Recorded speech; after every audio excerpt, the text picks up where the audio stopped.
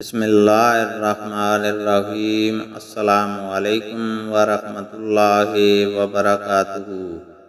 حدیث نبی صلی اللہ علیہ وسلم ہے، نبی کریم صلی اللہ علیہ وسلم نے قربانی کے دن خطبہ دیا اور آپ صلی اللہ علیہ وسلم نے فرمایا کہ اس دن سب سے پہلے ہمیں نماز پڑھنی چاہیے، پھر خطبہ کے بعد واپس آ کر قربانی کرنی چاہیے۔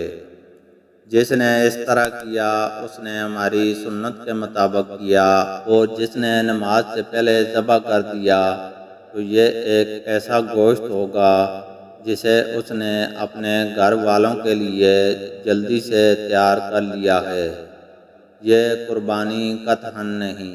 اس پر میرے ماموں ابو بردہ بن نیار نے کھڑے ہو کر کہا کہ یا رسول اللہ، میں نے تو نماز کے پڑھنے سے پہلے ہی ذبح کر دیا، البتہ میرے پاس 1 سال کی ایک پٹھیا ہے جو دانت نکلی بکری سے بھی زیادہ بہتر ہے۔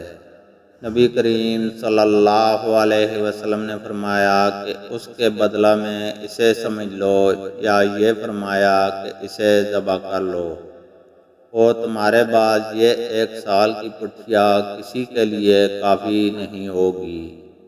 اللہ تعالیٰ سے دعا ہے کہ وہ ہمیں قرآن اور حدیث کو سننے، سمجھنے اور اس پر عمل کرنے کی توفیق عطا فرمائے، آمین۔